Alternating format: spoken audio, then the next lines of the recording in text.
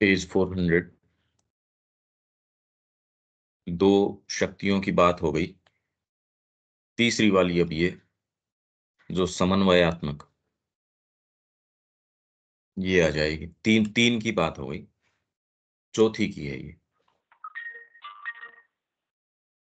यूरोपीय दृष्टि भारतीय आध्यात्मिक विचार में बौद्ध तथा मायावादी दर्शन के जीवन से निषेध द्वारा विस्मित हो जाती है, किंतु यह ध्यान रखना चाहिए कि यह इसकी दार्शनिक प्रवृत्ति का एक पहलू भर है।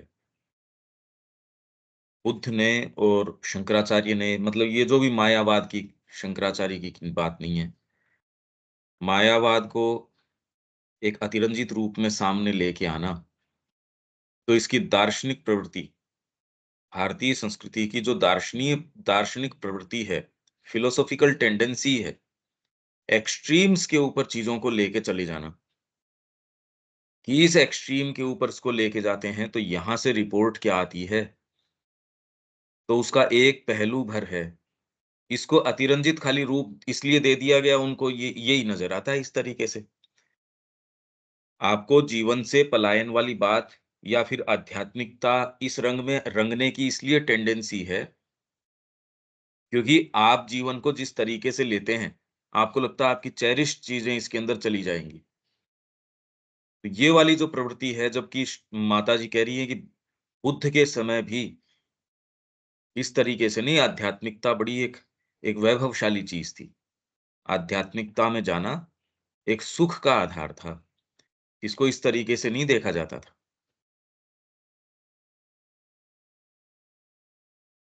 अपने आप में भी वह भारतीय मस्तिष्क की एक प्रवृत्ति विशेष की किसी एक दिशा में गति का परिणाम भर था।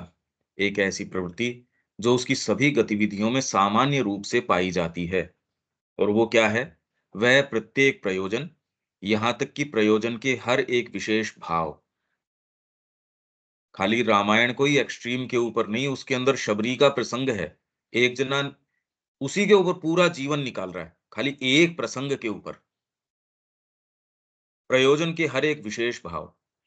कोई कह रहा है राम जी को खाली दूल्हा वेश के अंदर पूरे जीवन भर एक उसमें भाव में, और वो एक भाव भी एकांगी नहीं है ना, जोरदार बात है। ये बात उसमें वो दिखाना चाह रहे हैं कि एक भी चीज है तो यहां तक कि प्रयोजन के हर एक विशेष भाव, आध्यात्मिक, बौद्धिक, नैतिक, प्राणिक, आप उसको ले लोगे तो उसकी टॉपमोस्ट रेंज से लेके नीचे वाली तक, भाई आप उसके अंदर खाली सबरी का प्रसंग कर रहे हो तो आध्यात्मिक भी होगा, उसमें बौद्धिक भी तत्व होगा, नैतिक भी होगा, प्राणिक भी है, को उसके चरम बिंदु तक ले जाना। अगर वर्ण व्यवस्था की बात करते हो तो उसको चरम के अंदर, मतलब किस तरीके से आप समाज को एक एक बिंदु को आप लेते हो और उसको अपनी प्योरिटी तक, पराकाष्ठा तक लेके चले जाते हो।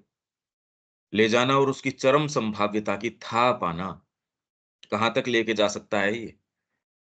और इन्होंने ये पाया कि कहीं ये बीच में रुकता ही नहीं। जब तक ये ट्रेस बैक अपने मूल से नहीं कर पाते कोई चीज को, कि सीधे उसको ब्रह्म तक या जो भी रियलिटी ये कहते हैं, और ये कहते हैं अब ये हर चीज उसी से निकली है। इसीलिए इनको किसी चीज को नकारना, किसी चीज को दूर करना, इसकी आवश्यकता नहीं है। सारी की सारी चीज ट्रेस बैक करती है वहां तक, हम नहीं करवा पा रहे। यहाँ तक कि आध्यात्मिकता, सो कॉल्ड आध्यात्मिकता है, वो ट्रेस बैक नहीं कर पा रही वहां तक। इसलिए बड़ी ये परेशान, जो जीवन को तकलीफ देने वाली रहती है। नहीं तो जीवन में तकलीफ का क्या काम आध्यात्मिकता के अंदर। इसकी सहज वृत्ति का एक अंश था प्रत्येक वस्तु के भीतर, न केवल उसके ब्यौरे की पूर्णता को, अपितु उसके अनंत, उसके पूर्ण स्वरूप, उसकी गंभीरतम गहराई और उसकी सर्वोच्च पराकाष्ठा की खोज करना। खाली ये नहीं एकांगी कोई चीज को पकड़ के निकल गए। इसलिए पूर्ण योग जो है, वो वास्तव में सारे अंगों को लेके चलता है। इसे पता था कि एक सूक्ष्म अतिरेक के बिना, ये कल बात हुई थी, आप पीछे से अपनी प्रकृति के अंदर दबाव नहीं रखेंगे। ये तो कुछ कॉमन सेंस वाले लोग हैं। वो ये कह रहे हैं, "अरे! नहीं, अपने आप को ढीला छोड़ोगे तो प्रकृति कहाँ से कहाँ लेके चली जाती है। आप अपने आप को यदि ढीला छोड़ते हो, कोई भी समझदार आदमी कभी भी मतलब अपनी प्रकृति को सूक्ष्म अतिरेक के अंदर थोड़ा-सा तो उसके ऊपर दबाव आज की जो संभावनाएँ हैं, उससे मैं 2 कदम आगे चलूँ। अदरवाइज़ शरीर है वो कुछ न कुछ कम करने की कोशिश करता है। ये सारे जो हैं, दायरा छोटा करने की हाँ, प्राण जो है, वो अलग बात है पर वो तो निगल जाना चाहता है अपने तरीके से। तो इसे पता था कि एक सूक्ष्म अतिरेक के बिना हम उन सीमाओं का उल्लंघन नहीं कर सकते, जिनके द्वारा सामान्य मन की नीरस और मंद प्रकृति हमारी जो सामान्य प्रकृति है, आप अपने आप को देखो, अगर माँ श्री अरविंद के या कोई ऐसी चीज़ के संपर्क में न हों, या जो रोज़ आपको इस चीज़ के लिए दबाव या प्रेरित न करती हो, तब तक अगर व्यक्ति अपने ही आधार के ऊपर हाँ, पढ़ भी लेंगे, थोड़ा हमने समय भी अपना स्वाध्याय का भी रखा है, इसका भी रखा है, उसका भी रखा है। धीरे-धीरे ये प्रकृति इस तरीके की है जैसे नीचे गुरुत्वाकर्षण है, ग्रेविटेशन है, आप कितने भी हो, नीचे तो पुल रहेगा ही रहेगा आपके। तो इसलिए नीरस और मंद प्रकृति ज्ञान, विचार और अनुभव का प्रतिरोध करती है और इसकी उपलब्धि के लिए उसके पास था असीम साहस और साथ ही एक सुनिश्चित गति। साहस तो है ही है, पर किस दिशा के अंदर काम करें ये पूरा उसके पास रूपरेखा है, सुनिश्चित गति है। इस प्रकार दार्शनिक विचार की हर स्पर्शी धारा टेंजेंट को मतलब कोई भी विचार दार्शनिक विचार है, वो सुप्रीम रियलिटी को कहीं न कहीं जैसे टेंजेंट पूरे गोले को कहीं एक जगह टच करता है, वैसे ही दार्शनिक विचार की हर स्पर्शी धारा टेंजेंट आध्यात्मिक अनुभव की हर दिशा को या उसके चरम बिंदु तक ले गया। रियलिटी को कोई भी एक चीज कहीं भी लाइन में टच करती हो, और दार्शनिक विचार कितना भी अपने आप के अंदर उसको टच करता हो, पूर्ण नहीं हो सकता। ये है ना, टेंजेंट आपको क्या बताता है? वो एक सीधी रेखा के अंदर निकल जाएगा, सत्य को टच करेगा तो एक बिंदु के ऊपर टच कर सकता है, बस। तो कितनी भी आपकी ऊँची पद्धतियाँ हो, दर्शन हो, इसीलिए गीता जो अल्टीमेट आपको दे रही है, कोई भी तरीके के आप ये जो दर्शन है, सोचने, समझने के अप्रोचेज़ हैं, वो सारे धर्म हैं। पहले तैयार भले ही करते हो, पर उनमें किसी में नहीं, सर्वधर्मान् परित्यज्य। अब पहले तो वो हों, और अभी परित्यज्य तो तब करो जब कुछ हो। तो आध्यात्मिक अनुभव की हर दिशा को यह उसके चरम बिंदु तक ले गया और उस चरम बिंदु से समस्त सत्ता को देखने का निश्चय किया। अब अगर मेरे बीइंग को या पूरे जगत को इस दृष्टिकोण से मैं देखूं, तो कैसा नजर आता है? अपने आप में जगत है या नहीं है, जो भी है उसका तो पता नहीं, पर देखो आप, आपका दृष्टिकोण है वो सारे जगत को कितना चेंज कर देता है, ताकि ये देख सके कि इस प्रकार की दृष्टि इसे कौन सा सत्य या शक्ति प्रदान कर सकती है। कैसा साहस चाहिए, कैसी इसके लिए ताकत चाहिए, मतलब क्या-क्या चीज़ें चाहिए ये करने के लिए। पहली बात तो ये आपका साहस ही नहीं हो पाता इसके अंदर। जाओ कैसे भी? प्रश्न तो ये है ना।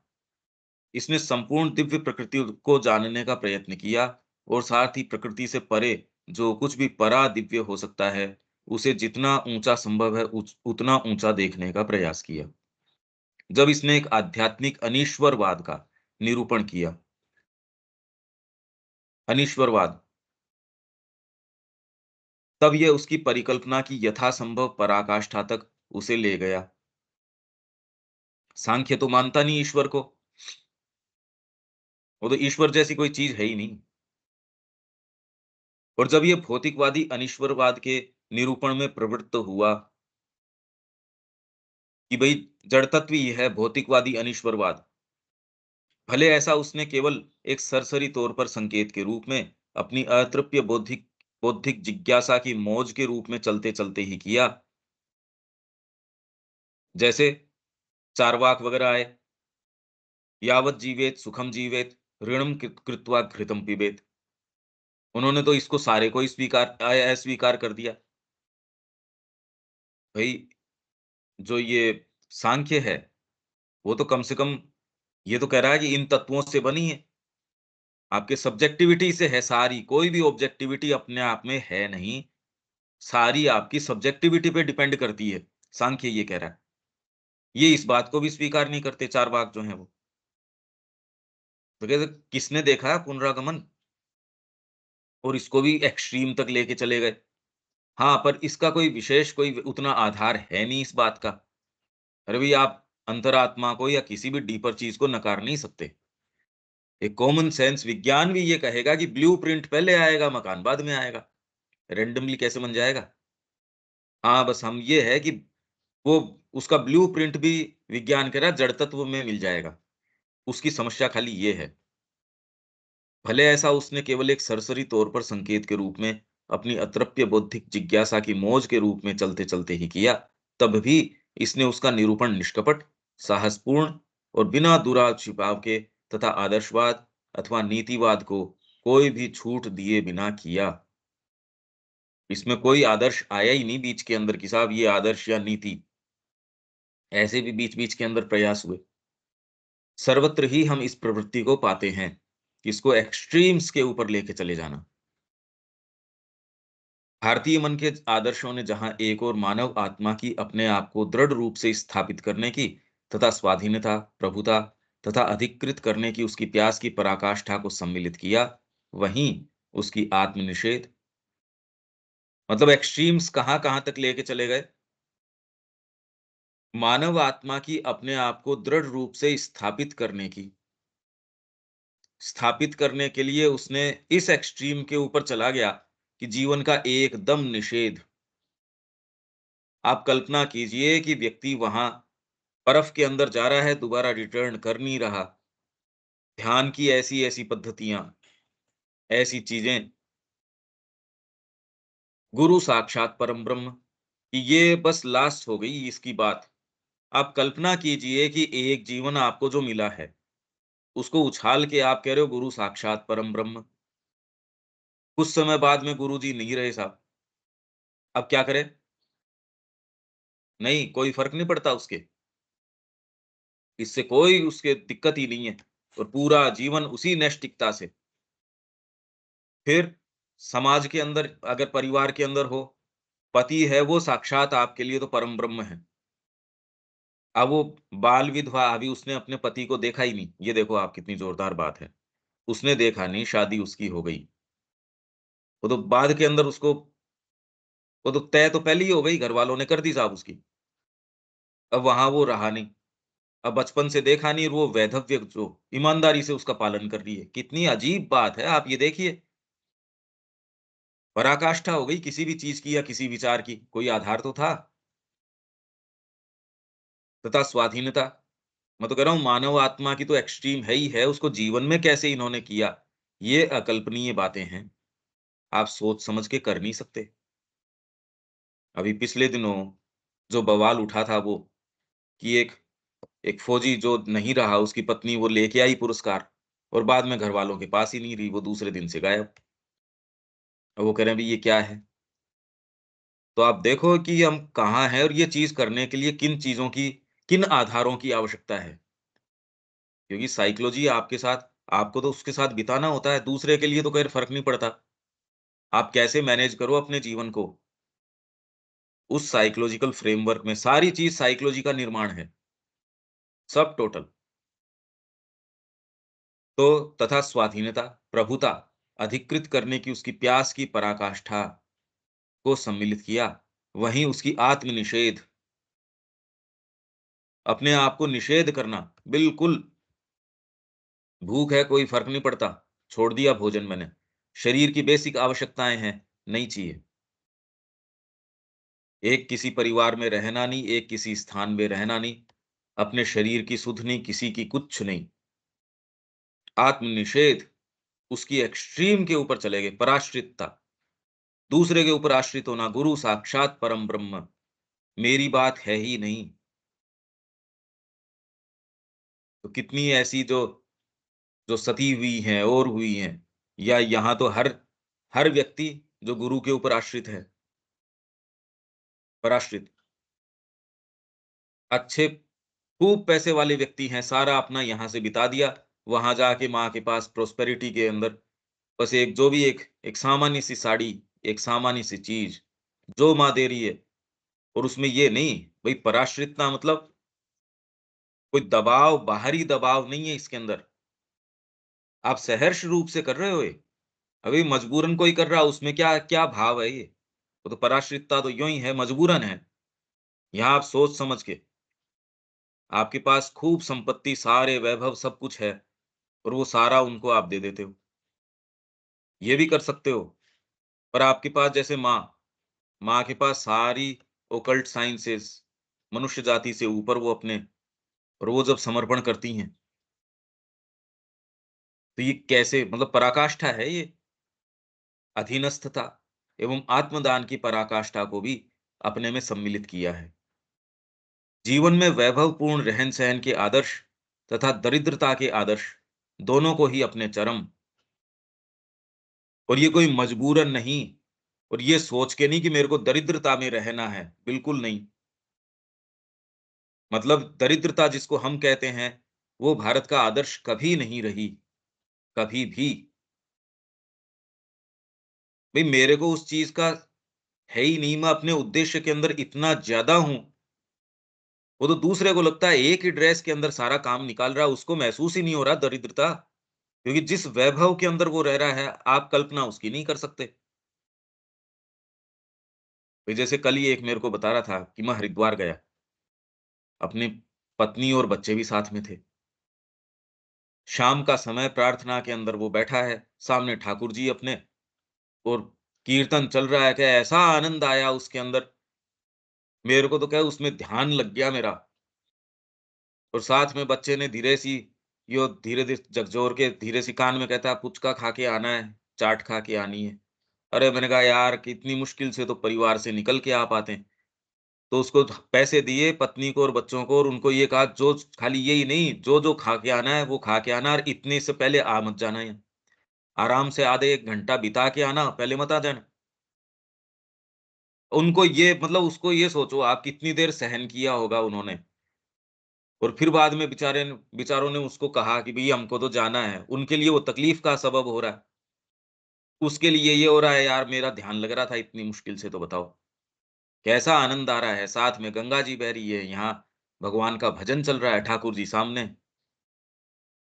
दूसरे को ये लग रहा है समय खराब कर रहा है बताओ। यहाँ अपन घूमने के लिए आए हैं, यहाँ बैठ के समय खराब कर रहा है, बाहर जाके उन्होंने इस तरीके की बात करी होगी। तो ये वैभव और दरिद्रता आप किसको मानते हैं उसके ऊपर है। भई जैसे वहाँ गए हरिद्वार के अंदर कोई, अब अपने जो रह रहे हैं दीदी वगैरह उनसे पूछते हैं कि आपने उस गली की चाट खाई? कहा नहीं मेरे को तो पता ही नहीं। ओहो! कि इतने साल से आप ये रह रहे हो, वो वाली चीज़ नहीं खाई है आपने? उसको ये बेचारापन इनका लगा, इनको बेचारापन उनका लगा कि यहाँ आके भी बस अब बताओ, तो दरिद्रता ये फटे हाल रहना और उसकी बात नहीं है। सेल्फ इम्पोज्ड डिसिप्लिन है। दूसरा आपको भी दरिद्र बता सकता है यार सुबह तो सोने का कितना मज़ा आता है बताओ। सुबह 4 बजे उठ जाते हैं ज़बरदस्ती। शांति से सो भी सकते हैं। दूसरे के लिए ये बेचारापन है, आपके लिए ये बेचारापन है, अरे जीवन के वैभव का पता ही नहीं तेरे को सेंस ही नहीं है। दोनों को ही अपने चरम शाही भोग-विलासिता की पराकाष्ठा, ये भी कर सकते हो, इसमें तो कहना ही क्या। पर ये पराकाष्ठा के अंदर भी जनक जो है विदेह, चैतन्य महाप्रभु के समय वो देखो आप, वो राय रामानंद है या कौन-सा है, अपने एक व्यक्ति को उसके पास भेजा कि तू चर्चा करने अगर तेरे को डीप कोई ज्ञान चाहिए तो उसके पास जा।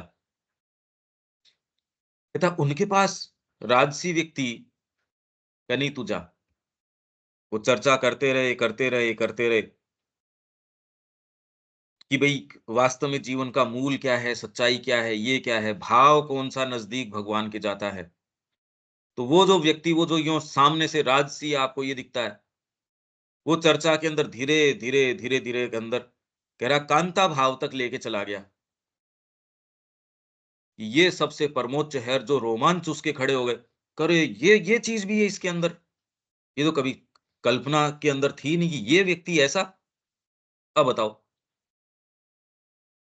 कृष्ण प्रेम की गुरु यशोदा माँ, अब वो साल में 2 बार, 1 बार फ्रांस जाएँ और जो भी फैशन इस समय हो सकती है, सिगार पीना, पार्टी देना, सारी जितनी भी उस समय वो काम कर रही हैं। तो जब भजन गा के एक दिन दिलीप मोह रॉय ने इनसे कहा कि आपने ये देखा कि इनका सारा स्वरूप चेंज हो जाता है भजन के अंदर? तो कृष्ण प्रेम ने कहा, चलो अच्छा है तूने नोटिस की इस चीज़ को। तब तक ये नहीं बताया मैं इसको गुरु स्वीकार कर चुका हूँ। आप जान ही नहीं सकते बाहरी तरीके से। ये देखो आप, शाही भोग-विलासिता की पराकाष्ठा। तो वहीं दूसरी ओर, भई आज पौंडीचेरी आश्रम में जाए कोई भी, क्या चीज़ की कमी नज़र आ रही है? सारी चीज़ टॉप मोस्ट। आप ओरोविल में जाओ तो साहब सोने से मढ़ रहे हैं इसको। और उसका कारण क्या? अरे भई आप जिसको आध्यात्मिकता कहते हो, ये हो गया कि ये तो दरिद्र सी चीज़ है, जबकि सच्ची विलासिता तो यही है। अब बताओ वो जो आनंद के अंदर वहाँ बैठा था ठाकुर जी के पास में, उसकी क्या विलासिता है जो बाहर जाके वो पेट और खराब कर रहे हैं, अपना हेल्थ खराब कर रहे हैं। जो अच्छी चीज़ जीवन के अंदर मिलनी थी, अब कौन-सी को विलासिता कहें, वो समस्या इसकी आ रही है। आध्यात्मिकता को आज जो जिस तरीके से डिस्डेन किया जाता है, वो समस्या आध्यात्मिकता की नहीं है, समस्या हम उसको किस तरीके से देखते हैं। हमारा दूसरी चीज़ों से चिपटाव है, तो उसको लगता है मेरी कोई चीज़ छूट जाएगी। तो शाही भोग विलासिता की पराकाष्ठा, तो वहीं दूसरी ओर आत्मसंतुष्ट सादगी की पराकाष्ठा तक ले जाया गया। एक पंकज वैद्य भाई, है। हाँ। आपने जो एग्जाम्पल दिए, हुँ, अगर आपने बाल विधवा का एग्जाम्पल दिया, हुँ, वो जो एक्सट्रीमिटीज लेकर गए हैं वो तो हुँ। नेगेटिव एक्सट्रीमिटीज है ना। ना, बाल विधवा के लिए रूल रेगुलेशन, बाल विधुर के लिए तो कुछ नहीं, वो जितनी मर्जी आगे शादियां कर ले। सती वो जो तो है मर वो ही गया। वो तो नहीं, मर ही अगर चुका पहले। अगर नहीं, अगर बाल विधुर, अगर मतलब जिसकी वाइफ छोटी बचपन में मर जाती है, उसके हुँ। लिए तो कोई रूल रेगुलेशन ही थे। रूल रेगुलेशन तो बाल विधवा के लिए रखे। तो ये तो पुरुष को एक कुछ हायर ही पेडेस्टल पे, ऐसी एक्सट्रीमिटी पे ले गए कि जैसे पुरुष परमेश्वर है, पति नहीं, परमेश्वर। ना, ना, और जो इस ये चीज़ को सती हुए, पुरुष को अगर सती करते और उसकी पूजा कर लेते, हाँ, वो नहीं ऐसी बात नहीं है। तो अपने आप को ये कंफर्टेबल ही कर लिया ना। ये तो जो एक्सट्रीमिटी गई, जो आपने एग्जाम्पल दिए, वो तो पुरुष प्रधान अपने आप को बनाकर, क्योंकि फिजिकली स्ट्रांग है, बस उस बेसिस के ऊपर उसने एक अति कर दी थी। हाँ, ये इसकी दार्शनिक पद्धति नहीं थी। ये तो चीज़ें हैं। पुरुष की जो प्रधानता है समाज के अंदर, उसको स्थापित करना, पर उसका कोई विधवा या इससे इससे कोई नहीं। हाँ, उसको यूँ तो आपके वर्ण व्यवस्था है, उसको अपभ्रंश करके ये जाति प्रथा या इसके अंदर भी, पर वो तो विवेकानंद जी ने कहा, "अरे! जाति के अंदर ही तो भारत रुका फिर बाद में।" इसको जो जितना यहाँ आक्रमण हुए और सती प्रथा के बारे में कुमारस्वामी ने जो चीज़ लिखी है और श्री अरविंद ने उसको एंडोर्स किया है, और जो तो लड़कियों ये को जो था, जो जो हैं बच्चियां होती थी, जो बच्चियां होती थी, हाँ, जब वो हस्बैंड मर जाते थे, तो हुँ, उनको सारे जीवन, उनको हुँ, जो है तब भी करना पड़ता था। कहते थे भी आपने पाप करा है, आपने खाना अलग से जो है सिंपल खाना खाना है, सिंपल हुँ, कपड़े पहनने हैं। हुँ। ये सब चीजें तो बहुत ही कुरीतियां हैं। हाँ, हाँ, इसीलिए तो हमारी ये स्थिति हुई। ये तो ठीक ही बात है, ये तो सही बात है, पर उसके पीछे जो जहाँ से ये शुरू हुई, वो नहीं थी। बाद में तो किसी भी चीज़ को, वो तो मैं बता ही रहा हूँ कि वर्ण व्यवस्था का भी सत्यानाश इन्होंने कहाँ से कहाँ, और आज जो किया जा रहा है एक्चुअल में, ये जो बीच का काल आया, चीज़ों को जिस रूप में प्रस्तुत किया जाने लगा, आज हम इसके मूल में प्रवेश करें नहीं, सपोज़ इस चीज़ के, कि सती प्रथा क्या है, उसको पहले समझने का प्रयास नहीं करें। वर्ण व्यवस्था क्या है, उसको समझने का प्रयास न करें, और हमारे जो भी कोई प्रेजुडिसेस हैं, उसी को इसमें वॉइस करें। एक्चुअल में अभी तुरंत में जो साहित्य जिस तरीके का सामने आ रहा है, उसके आधार पे एक तो मूवीज़ जिस तरीके की इन्होंने बनाई, और स्वतंत्रता के समय में ये एक्चुअल में ऐसी समस्याएँ, ये सारी की सारी, जो ये फॉरेन रूल था, उस समय सारी व्यवस्थाओं को छिन्न-भिन्न कर दिया गया, और जैसा मनमाना रूप था, उस तरीके से सामने आज भी हम मूल में प्रवेश करने का प्रयास नहीं कर रहे। इसके बारे में जो ये विधवा है या ये है, इसके बारे में अगर वास्तव में आप देखना चाहो तो इनको सिस्टर निवेदिता, इन्होंने लिखा है। ये बारीकी से, क्योंकि इन्होंने लेडीज़ के लिए बहुत काम किया इंडिया के अंदर, शिक्षा के लिए काम किया और स्त्रियों के लिए बहुत काम किया। क्योंकि इसी के लिए विवेकानंद जी ने इनको कहा वहाँ कि भई ये चलो और मेरे देश की स्त्रियाँ हैं, उनके लिए आप काम करो। तो वो बारीकी से जो इसका वर्णन कर रही हैं, वो ज़्यादा प्रामाणिक है या जो हर कोई यो बोल रहा है, वो प्रामाणिक है? हाँ, अपभ्रंश हुआ, चीज़ें विघटित हुई, पर जिस तरीके से मूवीज़ में ये दिखाते हैं कि यहाँ का बनिया है, वो सूद के ऊपर सूद लगा रहा है, ऐसा कभी नहीं था। ऐसा कभी था ही नहीं। और जाति प्रथा की आप जिस तरीके से बातें करते हो, वो कभी थी ही नहीं। ये सारी तो बाद के अंदर, और जिस तरीके से इनको प्रस्तुत किया गया, ये तो बीच में हुआ ही। जैसे जो और आज भी हो रहा है। आज पॉलिटिकली इनको जो जिस जिस घटना को जैसे रंगना होता है, अब तो मीडिया सारा है, सारे आज भी आप देखो, कोई भी घटना होती है उसको कैसे, उसके क्या-क्या पक्ष सामने रखे जाते हैं। हाँ, इनके अंदर ये चली जानी थी, इनका समय कोई समय खत्म हो गया, चली चली जाओ, कोई खास बात नहीं है। पर जिन रंगों में इनको सामने दिया जाता है, वो बिना समझे कि उसके पीछे क्या था या क्या नहीं था, मोटिवेटेड हैं ये। मतलब जाति लार्जली ये हाँ जी। जाति प्रथा का जो ट्रू एसेंस है वो हमें गीता से मिल जाता है। हुँ। बट जो ये है, जो विधवाओं का है या सती का है, इसका मूल कहाँ से मिलेगा हमें, कि मूल था क्या? हाँ, ये एक उसका एक बच्चे को हाँ, रेगुलेशन इतने डाल दिए और सारी हाँ, जिंदगी को वैसे ही रखना है, हाँ। तो इसका मूल कहाँ पे मिलेगा हमें रिटर्न? मैं आपको इसके दे दूँगा, मेरे पास मैंने डाउनलोड किया हुआ था। एक जो लेक्चर उसने दिया कुमारस्वामी ने, वो आप देख सकते हो, या इसके कई मूल हैं इसके तो। ये तो सीधे आप पीछे पुराणों तक भी जा सकते हो। इसके अंदर तो सती जी स्वयं किस तरीके से भस्म हुई थी, वहाँ तक जा सकते हो आप। तो ये तो नहीं, पुराण तो गरुड़ पुराण तो पंकज भाई पूरी की पूरी पार्शियल है। वो अलग गरुड़ बात है पुराण की नहीं कि बात कर रहे। ना, ना, पार्शियल की बात नहीं है। उसके एसेंस में खाली श्री अरविंद की ही लाइट में हम प्रवेश कर सकते हैं और कोई दूसरी लाइट हमारे पास है नहीं। इसीलिए ये अब काम करने की मैं तो बार-बार कह रहा हूँ। श्री श्री अरविंद ने अरविंद हमको ने वो क्या गरुड़ पुराण के बारे में कुछ लिखा है श्री अरविंद ने?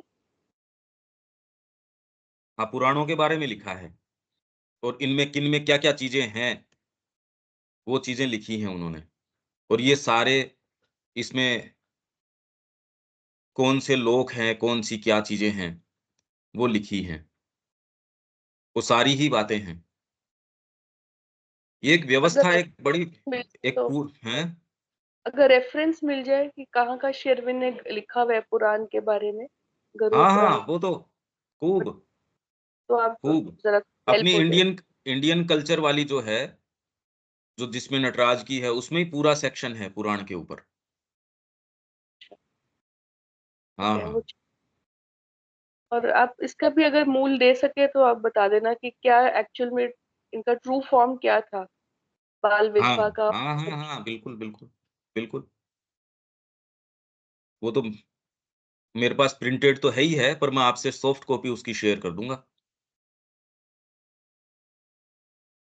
और ये भी जो प्रथा जो आप सती की ओर की कह रहे हो, ये एक बड़ा विचित्र ये प्रश्न है कि ये ज़्यादा इस शेखावाटी के अंदर इतनी क्यों है ये सती, और ये ऐसे हो नहीं सकती।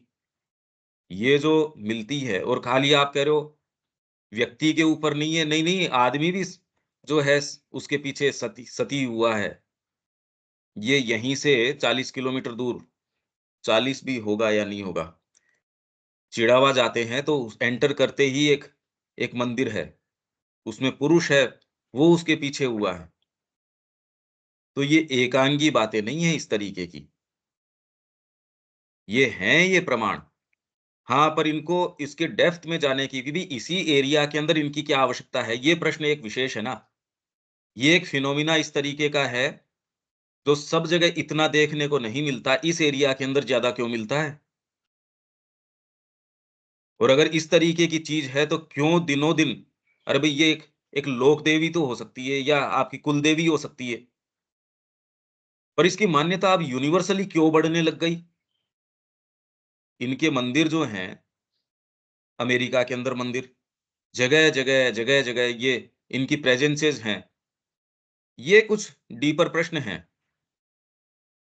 ये तो आप होंगे और इसके विषय में हमारी बात भी हुई है यहाँ प्राइवेटली, कि भी क्या चक्कर है ये? एक्चुअल में प्रश्न है ये।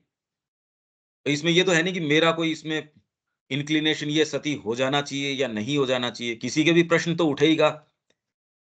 अपन ने गीता के ऊपर इसीलिए तो सारी कमेंट्री, भारतीय संस्कृति पे कमेंट्री, यार मूल क्या है इस बात का? सत्य क्या है इसके पीछे? होना चाहिए या नहीं होना चाहिए, ये हमारे हाथ में थोड़ी है, चाहिए या नहीं चाहिए, पर ये इसके पीछे इसका रैशनल क्या है? तो ठीक बात है ये, और इस एरिया के अंदर तो बहुत हैं, और बाद में इसका दुरुपयोग भी, और वो तो किसी भी चीज़ का दुरुपयोग, आध्यात्मिकता के नाम का जितना व्यापारीकरण हो रहा है, और दूसरी क्योंकि कोई ओरिजिनल चीज़ है इसलिए तो डुप्लीकेट बन सकती है, डुप्लीकेट का क्या डुप्लीकेट बनाओगे? और वो इतनी कीमती चीज़ है कि उसके नाम से डुप्लीकेट ही डुप्लीकेट बिक रहे हैं, ये देखो आप। इससे ये तो पता चलता है कि ओरिजिनल चीज़ कितनी कीमती है, कि उसके नाम की डुप्लीकेसी हो रही है। नहीं तो आपको सामने पता है यार ये इसके क्या डुप्लीकेट, ये तो है ही डुप्लीकेट, तो इसका क्या डुप्लीकेसी होगी। एनी हाउ यहाँ अपना पॉइंट ये तो मैं आपसे शेयर कर दूँगा, और ये अलग से चर्चा का एक अलग एक आयाम है, यहाँ आओगे तब आपको मैं इसकी बात करूँगा, आप तो आने वाले हैं, तो आप ये नोट कीजिएगा हाँ कि जी, हाँ, ये एक अच्छा पॉइंट है। इसमें क्या है, क्या नहीं है, क्योंकि उसमें कई सब्जेक्ट्स ऐसे हैं जो पब्लिक प्लेटफ़ॉर्म पे बात नहीं करी जा सकती। तो आप आएँगे तो मैं आपको नज़दीक से, यहाँ तो मंदिर हैं, सारी चीज़ें हैं, वहाँ की क्या प्रेज़ेंसेस हैं। हाँ, इतना ज़रूर है कि शुरू के अंदर वही जो रानी सती हैं, ये अपने देवड़ा हैं परिवार, इनकी कुलदेवी, तो ये तो शुरू से माँ के से संपर्क में थे। तो ये यहाँ आते थे अपने मुंडन के लिए और के लिए। तो एक बार इन्होंने पूछा कि माँ हम वहाँ जाते हैं, तो कोई दिक्कत नहीं है ना इसके अंदर? भई आप कहें तो हम जाएँ, नहीं नहीं कहें तो हम नहीं जाएँगे। ख़ैर ओरिजिनली कोई पॉन्डिचेरी के नहीं थे वो, तो वो दूसरी जगह से आए थे। पर हाँ, पॉन्डिचेरी के अंदर काफ़ी समय बिताना, क्योंकि शुरू में आश्रम को फंड्स की आवश्यकता थी, उसके अंदर उनका शुरू से खूब योगदान रहा। तो वो कहती, "नो, नो माय चाइल्ड, तुम जाओ and I will come there." तो फिर बाद में जो वो काफ़ी लंबे समय से आ रहे थे, उनकी मान्यता थी मंदिर के प्रति। अब फिर बाद में कोई समय ट्रेस करते-करते कि भई उनको ये नहीं पता था कि यहाँ सेंटर भी है, यहाँ अपना आश्रम भी है। फिर बाद में कोई ऐसा संयोग था, उन्होंने पूछ के कि भई क्या बात है? अब वो माँ ने क्या कहा, वो उसकी कड़ी जोड़ रहे थे, वो क्या वो मंदिर के लिए कह रही थी या क्या कह रही थी? वो तो माँ जाने उनके मन में क्या थी। पर माँ ने ये कहा, "नो, नो, नो प्रॉब्लम, तुम जाओ, आई विल कम देयर।" और उसके बाद की कुछ घटनाएँ हैं, जो क्रम हैं, वो आप होंगे तो आपसे बात करी जा सकती है। तो ये प्रेज़ेंसेस हैं, ये बहुत डीप प्रेज़ेंसेस हैं, ये कोई फ़ेक बातें नहीं हैं। तो आप यहाँ होंगे तो आपसे ये चर्चा करेंगे, ठीक है? आगे चलें? हाँ जी, उसकी अंतःप्रेरणाएँ इतने पर्याप्त रूप से में स्पष्ट और साहसपूर्ण थी कि उसे अपने चिरपोषित विचारों और जीवन के बंधे हुए अभ्यासों से अंधा होने का भय न था। यदि भारत को अपनी सामाजिक व्यवस्था के प्रतीक के रूप में जाति प्रथा को रूढ़िगत सांचे में ढालने के लिए बाधित होना पड़ा, अब यही बात आ गई ना, तो भी वह इस बात को लगभग कभी नहीं भूला। देखिए इसमें 2-3-4 चीज़ें हैं, और इसका वर्णन हमारी जो सनातन धर्म वाली पुस्तक है, उसमें हुआ है कि ऐसे जो रूप हैं, वो क्या हैं? ये पेज नंबर भी मैं आपको बता दूँगा। आप कहीं भी इसको कैसे इसको, तो ये मैं आपको पेज नंबर बता देता हूँ।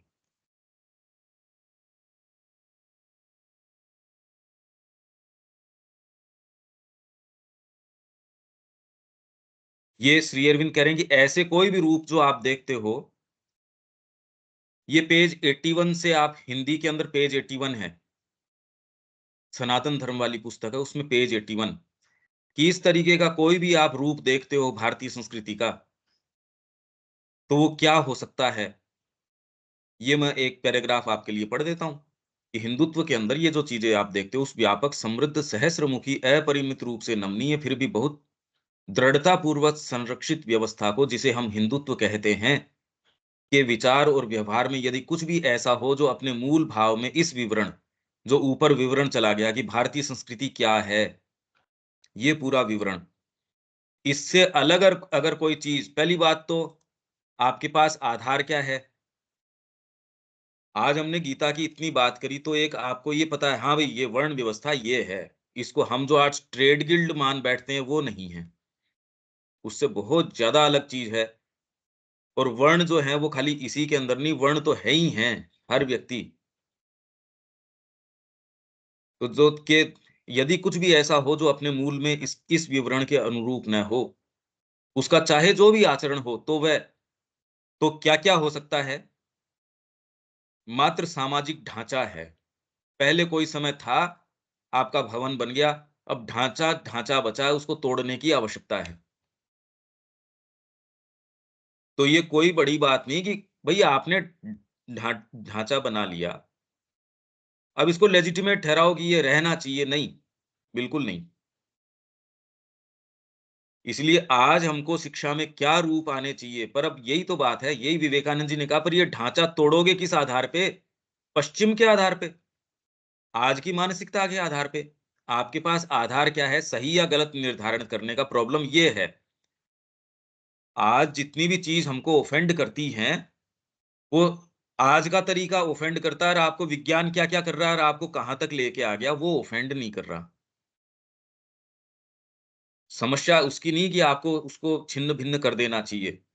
मूल प्रश्न ये है कि कौन से को करूँ, कौन से को नहीं करूँ, ये दृष्टि पहले तो चाहिए। मेरे को डिमोलिश करना, हाँ, ठीक है, ये कोई नहीं कह रहा। पर ये आइडेंटिफ़ाई करो, किस आधार पे करोगे? आपको किसी चीज़ का वर्ण व्यवस्था, हमने जाना कि इसका मूल क्या है। कोई भी जो चीज़ है, इनफैक्ट आप जो गरुड़ पुराण की बात कर रहे हो, स्वीकार ही तब किया जब वेस्ट ने उसको एलएसडी लेनी शुरू करी, जो हिप्पी मूवमेंट आया, क्योंकि और दूसरों में तो इनको इतनी दिक्कत नहीं थी। पर जिस तरीके के ये जो देते थे ये चीज़ें गरुड़ पुराण के अंदर, ये तो पचने से परे थी ये। ये तो नहीं पचने में आती, ये क्या कह रहे हैं ये? ये वाली चीज़ें तो गले नहीं उतरती। ये जैसे ही ब्रेन का थोड़ा-सा फ़िल्टर, यूँ तो आपके कई मंदिर ऐसे हैं जो आप कह रहे हैं, यार ये मंदिर, ये तो जाने लायक मंदिर नहीं है। ये दीवारों के ऊपर ये क्या चित्र बना रखे हैं? आपको ऑफेंड, आपकी जो जो भी एस्थेटिक्स है या उसको, इसके लिए पहले हमको उसके मूल में प्रवेश करने की आवश्यकता है किसी भी आप सोचिए, पूरे-पूरे मंदिर उन्होंने इस तरीके के अगर तैयार कर रखे हैं, तो बेवकूफ़ तो थे नहीं। कोई तो कारण था।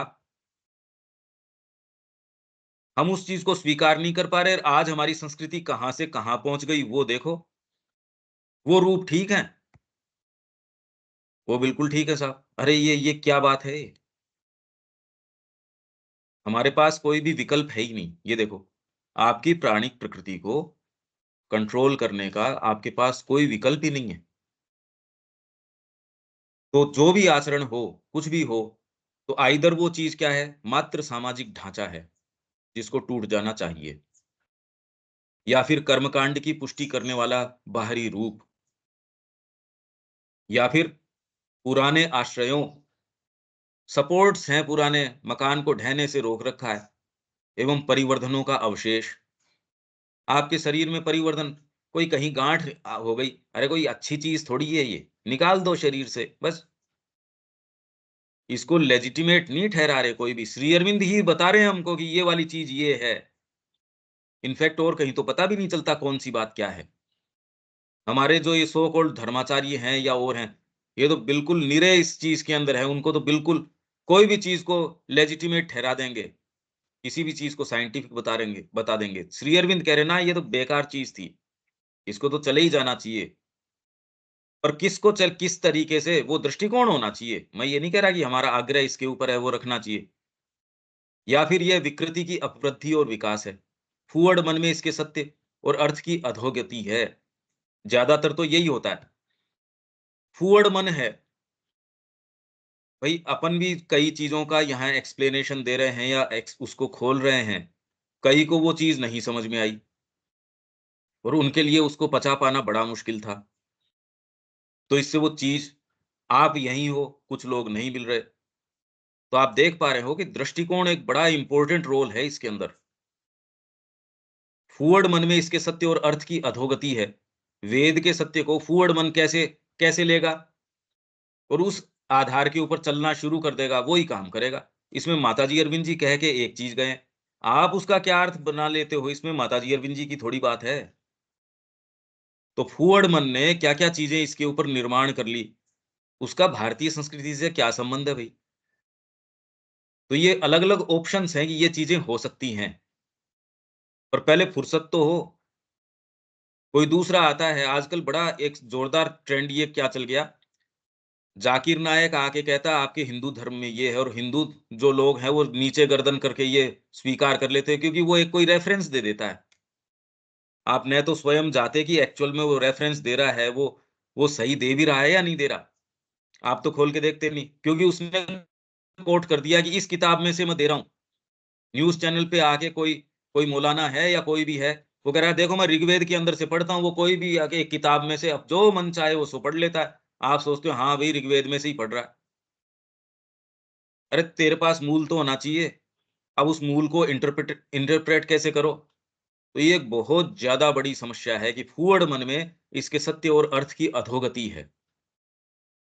मनुष्य तो किसी भी चीज को अपने स्तर के ऊपर उतार ही लेगा। सब प्रकार के धार्मिक चिंतन और व्यवहार को आक्रांत करने वाले भ्रष्ट मिश्रणों का एक अंग है। ये चीज तो मैं कह रहा हूं, आज हम योग अपनाएं तो भ्रष्ट मिश्रण नहीं हो जाएंगे। भरे पड़े हैं ये तो। माँ श्री अरविंद सामने हैं, तो व्यक्ति ये कह रहा है आपने तो मेरे को ये वाली बात कही रात को आके। सामने सामने ये चीज कह रही है हमारी प्रकृति बड़ी जोरदार है। या फिर कुछ प्रसंगों में निर्जीव आदत है जो रूढ़ीकरण के काल में संकुचित हो गई है, या इस बृहद देह में एकत्रित हुआ बिना पचा हुआ विजातीय पदार्थ है। भोजन आपने किया वो अच्छी चीज थी, पचा नहीं आपकी देह के अंदर, तो वो पड़ा है सड़ रहा है। अब ये सारी चीजें हो सकती हैं, कोई सी भी हो सकती है। तो ये तो बहुत सारी चीजें हो गई। यही मैं कह रहा हूं कि इनके अंदर प्रवेश करने की श्री अरविंद के, अब ये श्री अरविंद ने कह दिया, इस आधार के ऊपर मैं इस संस्कृति की पहले तो इतिहास को, उसकी टाइमलाइन को देखूं, बारीकी से उसके इतिहास को जानूं। कौन सी चीज है अगर वास्तव में ये निर्जीव आदत है, चली जानी चाहिए।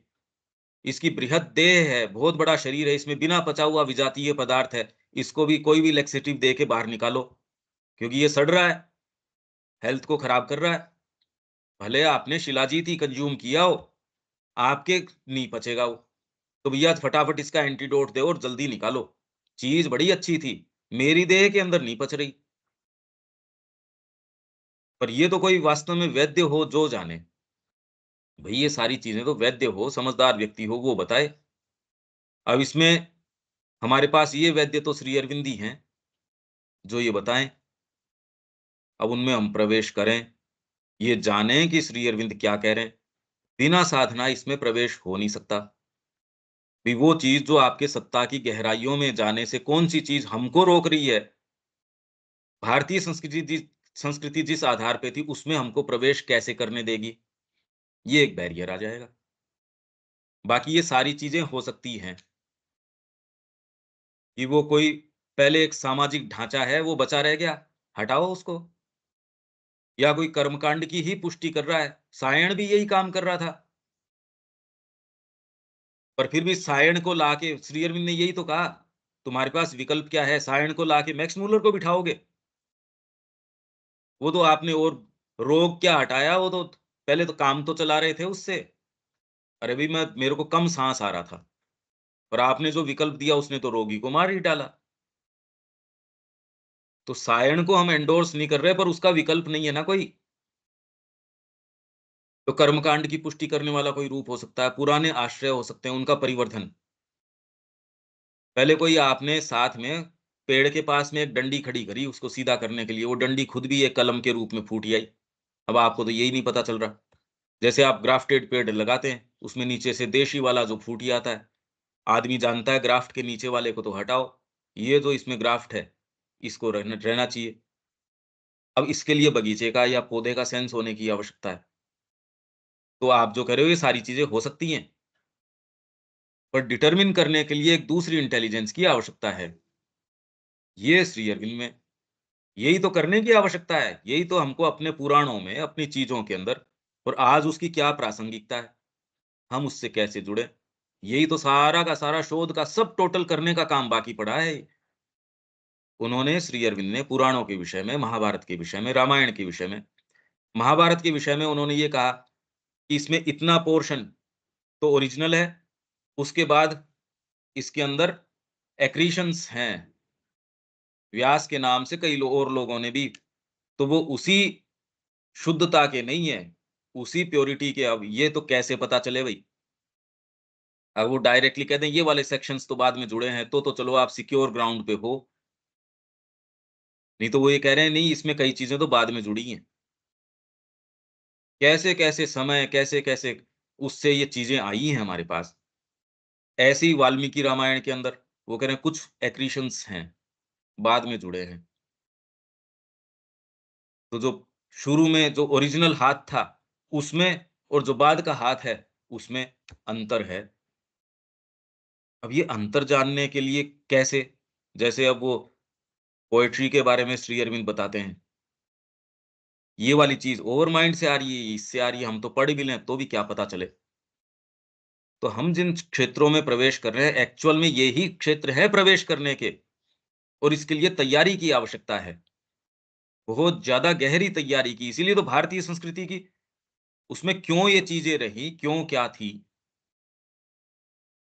और जिस तरीके से पश्चिम की संस्कृति ने परोसा है, उस पे हम किसी भी चीज़ के ऊपर प्रश्न भी नहीं करते, ये क्या कर रहे हैं? जबकि खाली प्रताड़ना, पूरे विश्व में रक्त रंजित करना। ये तो अब थोड़ा-थोड़ा कोई जाके इनके ये है, नहीं तो कोई नहीं तो इंडियंस को वो मानते थे और इनको तो बिल्कुल पशु, ब्लैक्स हैं वो तो बिल्कुल पशु। ये तो कहते थे, साफ-साफ कि जो व्हाइट हैं, चमड़ी यदि गोरी है आपकी, तो भगवान ने टॉप मोस्ट आपको बनाया है, दूसरे वाले पूरे पृथ्वी को काम में लेने के लिए बनाया है। इस्लाम तो आज भी मीडिया के ऊपर साफ-साफ कह रहा है, उसमें तो उसको तो शर्म ही नहीं है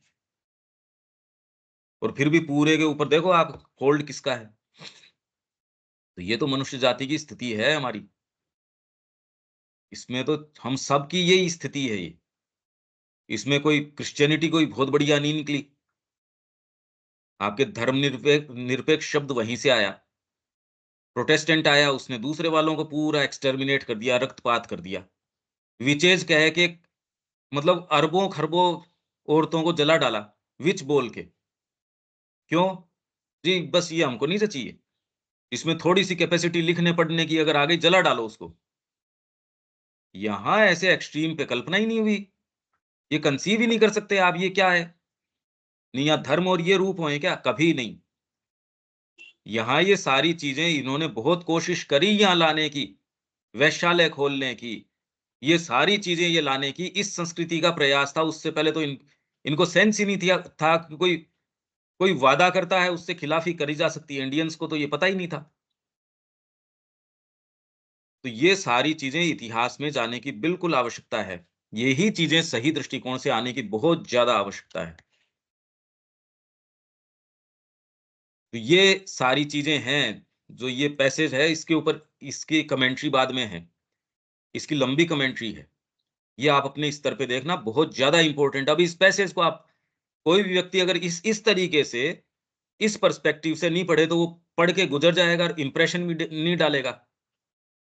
ये वाला जो पैसेज अभी मैंने पढ़ा, ये अभी तो क्योंकि एक एक सर्टेन पर्सपेक्टिव से हमने पढ़ा, पर अभी भी अब कौन-सी चीज़ हम कैसे डिफाइन करें कि ये वाला सामाजिक ढाँचा है या आपकी देह में बिना पचा हुआ पदार्थ है, निकालो इसको बाहर। और अब कितने लोग प्रयास ये कर रहे हैं कि भारतीयता के कारण के नाम से वो कह रहे हैं फिर से वैदिक शिक्षा शुरू कर दो, वो नहीं आ सकती इस तरीके से। अब वो कोशिश करेंगे वो इसीलिए वो रूप अब नहीं आ सकते। अब तो माँ श्री अरविंद ने जो चीज कह दी, उसमें इस तरीके की कोई चीज है ही नहीं। वो जो भी चीजें पहले रही हों, उन्होंने अपना पर्पस सर्व किया हो। आज हमको मूल तरीके से भीतर और प्रवेश करना पड़ेगा, और भीतर जाना पड़ेगा, और वो क्या कह रहे हैं उस तरीके से चीजों को देखना पड़ेगा। तो श्री अरविंद का जितना हाई इसके प्रति रिगार्ड था, पर श्री अरविंद ही कह रहे हैं कि भी ये सारी चीजें थी, पर कौन सी वाली? पश्चिम ने आपको जो मेंटेलिटी दे रखी है वो नहीं, उससे नहीं।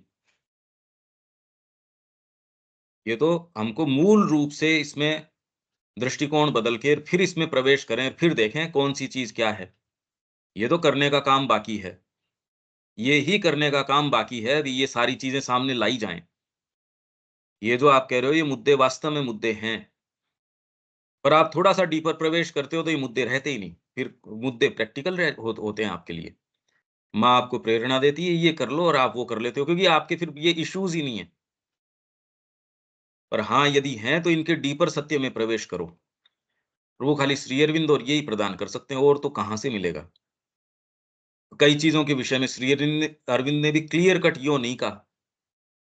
ये तो उनकी राइटिंग से और से व्यक्ति को बड़ी बारीकी से उसका विश्लेषण करना पड़ता है कि इसका मतलब क्या है। ये आप पढ़ सकते हैं कि इसमें कौन-कौन सी चीज़ क्या-क्या हो सकती है। जैसे पुराणों के विषय में श्री अरविंद ने अपने भाई को पत्र लिखा, और उसमें कहा कि पुराणों के अंदर, उसी चीज़ के अंदर इतिहास भी है, उसके अंदर ओकल्ट नॉलेज भी है, उसमें साइकोलॉजिकल चीज़ भी है, उसमें स्पिरिचुअल चीज़ें भी हैं। कितनी-कितनी चीज़ें हैं, बस ये कह के छोड़ दिया।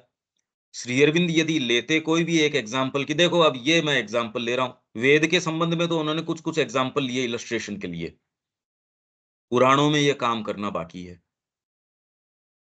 कोई-कोई जहाँ श्री अरविंद ने इलस्ट्रेशंस दे दिए, वहाँ हमारे लिए सहज होता है उस चीज़ को पकड़ पाना। जहाँ नहीं दिए, अब व्यक्ति अपने ही रिसोर्स के ऊपर, अब हमारे पास जो रिसोर्स हैं उसके अंदर पहले तो हम एक सिक्योर ग्राउंड तैयार करने की आवश्यकता है, कि अभी तो हम में से कौन-सा है जो इस इंट्यूशन के सिक्योर ग्राउंड पे खड़ा है। तो अगर वो सिक्योर ग्राउंड नहीं है, तो कोई आधार बचता नहीं इसमें प्रवेश करने का। हम किससे प्रवेश करेंगे? हम प्रवेश कैसे करें इसमें? ये काम करना अभी बाकी पड़ा है। यही काम करने तो शिक्षा ये काम करनी चाहिए। उसके लिए तो कोई शिक्षित है ही नहीं। ये देखो आप, ये तैयारी चाहिए। फिर व्यक्ति उसमें प्रवेश करे, इन सत्यों को बाहर निकाल के लेके आए। तो ये साधना का निष्कर्ष है, परिणाम है। साधना इससे कर लोगे वो नहीं। ये यदि करते हो तो साधना होगी तो प्रवेश कर पाओगे, नींद में प्रवेश नहीं कर पाओगे।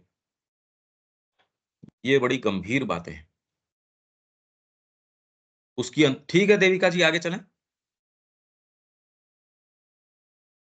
हाँ जी पंकज भाई, ये ये इंग्लिश बुक, की भी वो जो कमेंट्री वाली बुक है उसमें है, उसमें भी मिल जाएगा ना सेम हाँ, पेज? हाँ, हाँ। नहीं, उस पेज नंबर आगे पीछे हो जाएगा। ठीक है, वो कोई नहीं। वो तो- पेज नंबर आगे पीछे हो जाएगा, पर हाँ, आपको सेम यही चीज़, जो भारतीय धर्म का जीवन मूल्य, ये आपको हिंदी के अंदर 81 पे, इंग्लिश में थोड़ा बहुत आगे पीछे आपका हो जाएगा, एक आध पेज इधर-उधर।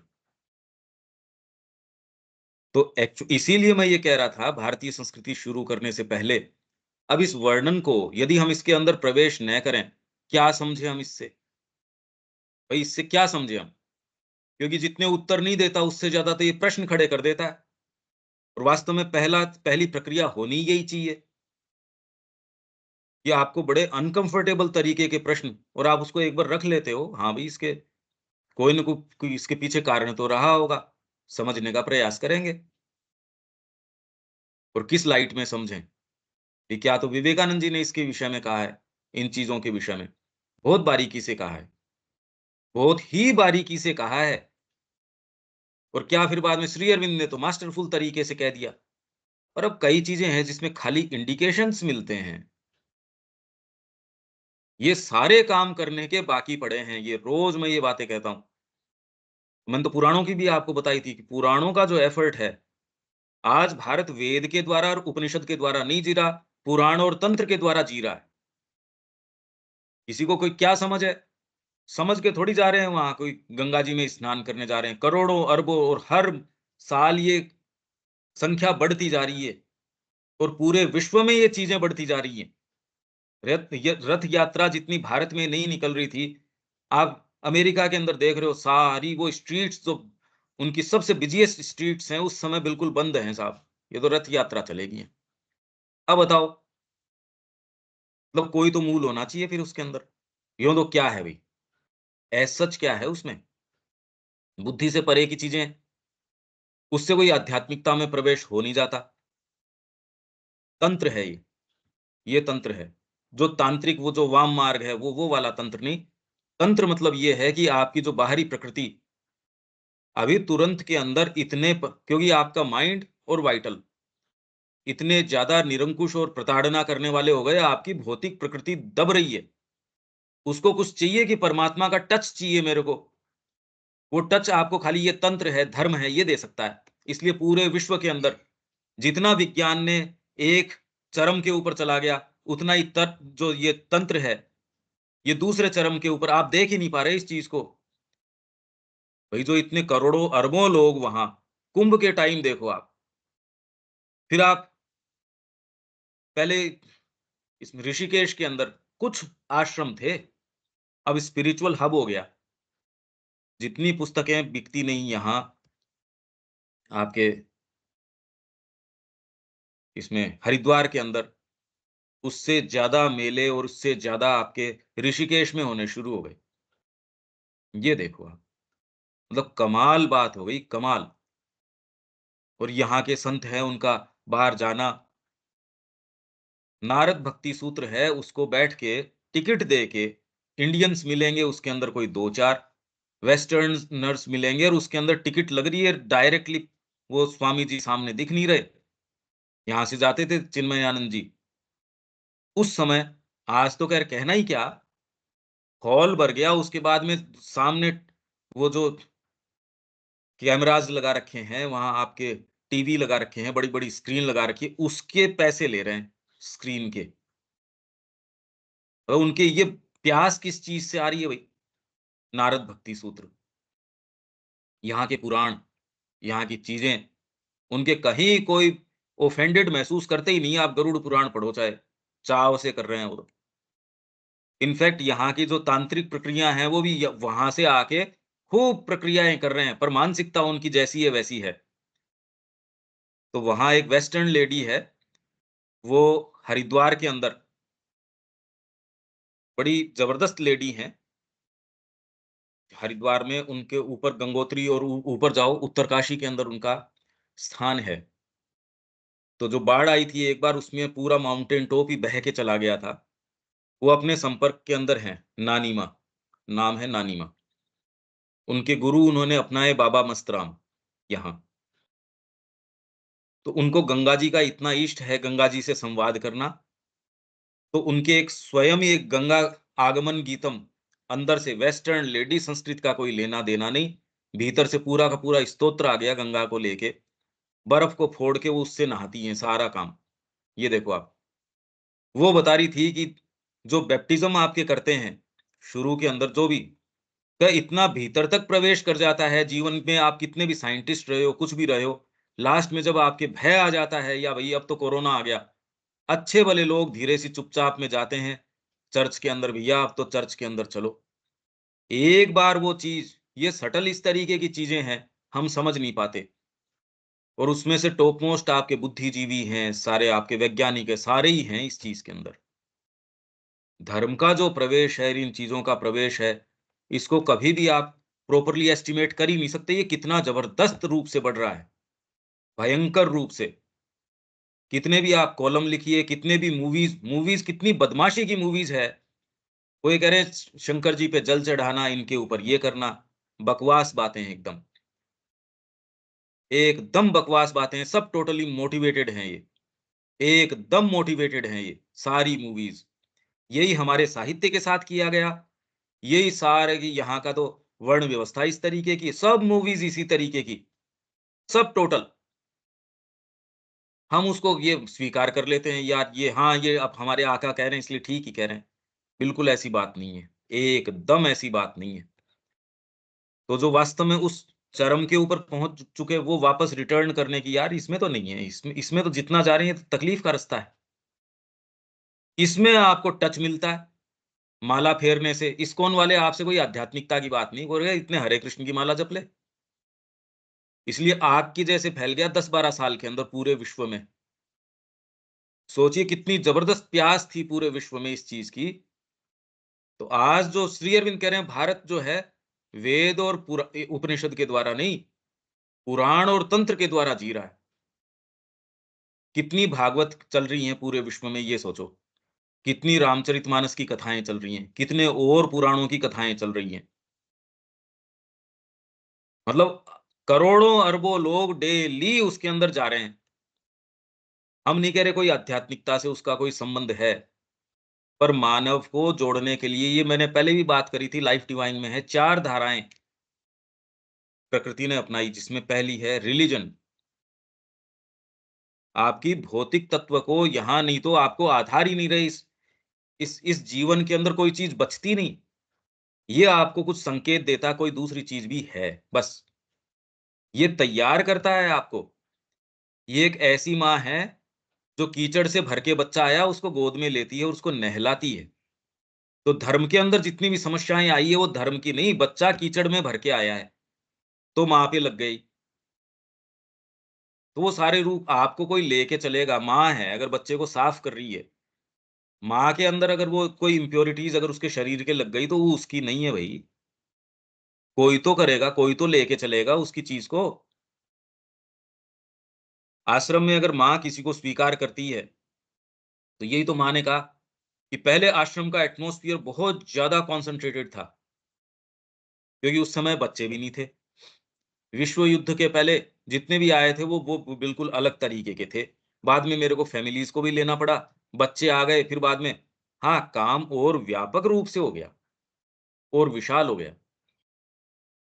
पर अब यही है, आप कोई व्यक्ति कहे नहीं पहले तो साधना हो रही थी, अब साधना नहीं हो रही, ये कोई बातें नहीं है। तो चीजें क्या है, बहुत ज्यादा गहरी हैं, बहुत ही ज्यादा गहरी हैं। एकमात्र श्री अरविंद हमको ये पर्सपेक्टिव देते हैं। इसीलिए अब गीता में कोई ये इतने ऑफेंसिव ये चीजें नहीं थी। अब तो ये सारी चीजें, पहले तो इतिहास जानो अपना। इसीलिए मैं ये जो कह रहा था, अब ये बातें, ये क्वेश्चंस इस तरीके की ये अराइज हो सकते हैं और होने चाहिए। ये बिल्कुल होने चाहिए। पर देर सवेर आपको मजबूर इसके लिए करेगा कि आप देखो किस तरीके से, अरबी चश्मा तो बदलना पड़ेगा। आपको इसमें भी प्रवेश करना है तो चश्मा, फिर वही बात आ जाती है कि माँ के और श्री अरविंद के दृष्टिकोण से देखोगे तो कौन सी चीज सही है और कौन सी नहीं है, तो ही जान पाओगे। और आगे आपको क्या करना है, अब मेरे को क्या करना चाहिए, वो तब समझ में आएगी। इसलिए इंपॉर्टेंस है, कितने कितने साल हमने इसके अंदर लगाए। अभी भी तुरंत 2 दिन से मैं जो काम कर रहा हूँ, पूरा एक अलग पब्लिकेशन की वर्ण व्यवस्था है क्या, अभी भी कुछ नहीं समझते हम। वो एक पूरा मोटा पब्लिकेशन एक आएगा खाली वर्ण व्यवस्था के ऊपर, ये देखो आप, तो उसमें कितनी कितनी चीजें क्या क्या नहीं आएंगी, क्या क्या, क्या क्या। तो पूरे को मैं एक बार खाली पुट टुगेदर कर रहा हूँ।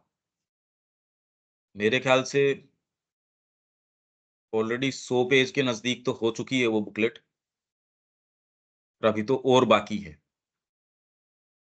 6 सेक्शंस हैं जिसके अंदर से अभी तो खाली कंप्यूटर पे मेरे पास 4, चौथा सेक्शन अभी क्लास से पहले मैं वही कर रहा था। ये बड़े गंभीर इश्यूज हैं भाई।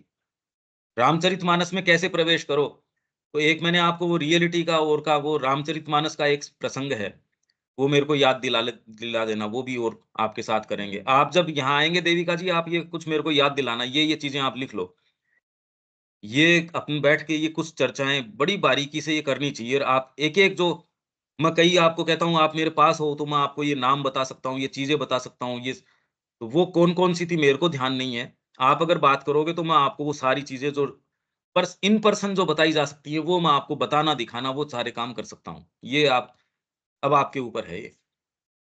एक आपने कहा रामचरितमानस, और एक ये जो ये जो था सती प्रथा और इनका जो मूल है, जो बाल विधवा के लिए रूल रेगुलेशन, 3 चीजें जो है वो आप नोट कर लीजिए। उसके अलावा भी और कुछ है तो? हाँ, नहीं रियल उसका ये तो आप अपने स्तर के ऊपर पढ़ सकते हो। सती वाला तो वो जो मंदिर है उसमें मैं आपको लेके चल सकता हूँ और उसके संबंधित जो कई ऑकल्ट चीज़ें हैं जो अपने को स्वयं को अनुभव हैं, वो ऑनलाइन शेयर नहीं किए जा सकते। वो आपको कम्युनिकेट कर देंगे यहाँ।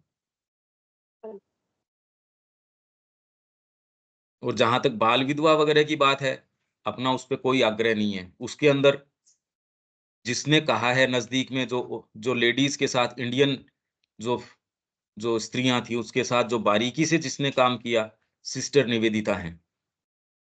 उनके मैंने पहले पढ़ी थी और बड़ा ही नज़दीक से उन्होंने सारी चीज़ का इस सोसाइटी का वर्णन किया है। वो रेफ़रेंसेस कुछ मेरे पास क्योंकि परसों मैंने उनका पूरा लिटरेचर डाउनलोड किया है। मेरे को भई कोई किस रेफ़रेंस के लिए ज़रूरत होती है, कोई किस रेफ़रेंस के लिए होती है। तो परसों मैंने किसी कारण से मैंने डाउनलोड किया था, तो उसमें मैंने क्योंकि सारे रेफ़रेंसेस में उनके जो कंटेंट्स है वो सारे स्क्रॉल कर रहा था, तो उसमें था। मेरे को मिलेगा मैं आपसे पर है ज़रूर, मतलब इसमें शक हाँ, नहीं है। वो मेरी नज़र से गुज़रा है और मैं आपको हाँ, तुरंत में उसका क्या कंटेंट है ये नहीं पता। अभी इतना ध्यान नहीं है, मेरे को तो बहुत बरस हो गए। पर हाँ, इतना पता है क्योंकि मैंने बारीकी से पढ़ा था और जितना अंतरंग तरीके से वो वर्णन कर रही हैं, कम मिलता है। या फिर थोड़ा बहुत जो इंडिया एज़ दे सॉ जो दूसरे वेस्टर्नर्स हैं जिन्होंने ये देखा और उसको इकट्ठा किया इसने संध्या जैन ने, शायद उसमें हो सकता है। बस। और किसने कितने क्या-क्या क्योंकि सब मोटिवेटेड हैं। सबके जो मन में होता है जैसे आप कोई किताब लिखोगे, आपके जो भी अपने तरीके हैं, देखने के शेड्स हैं, वो उस किताब में आ ही जाएगी। डिसइंटरेस्टेड अप्रोच तो एक दुर्लभ चीज़ है, कि आप अपने गुरु के लिए जैसा गुरु दिखा रहे हैं वैसा आप कर रहे हो, ये तो दुर्लभ है या लगभग असंभव सी चीज़ है, कि आपको उससे मतलब नहीं है, आप तो एक सेवा के रूप में और सेवा में भी करोगे तो भी आपके मोटिवेशंस हैं। आप समझ रहे हो मैं क्या कह रहा हूँ? आप कोई भी अप्रोच हाँ, करोगे तो आपके कुछ न कुछ आपके तरीके हैं, आपका बैकग्राउंड है, सोचने का तरीका है। आप उससे कैसे चूक जाओगे? तो आप तो ऑलरेडी एक निष्कर्ष के ऊपर रहोगे और उस दृष्टिकोण से उसको देखोगे। यही तो बड़ी जोरदार बात है, कि आप कभी भी स वो एक तट सब्जेक्टिविटी आ जाती है हर चीज़ हाँ, ये में। बड़ी पीड़ा की बात है। ये एक समस्या है, बाकी तो जिस चीज़ को चले जाना चाहिए, वो चले ही जाना चाहिए, उसमें क्या बात है? यहाँ रोकते हैं, 9 बजे आज इंडियन कल्चर का है, आज हमारा नहीं होगा, कल हम कर सकते हैं। ठीक है, यहाँ विराम देते हैं। जय श्री माँ। यस। जय श्री राम। जय श्री राम।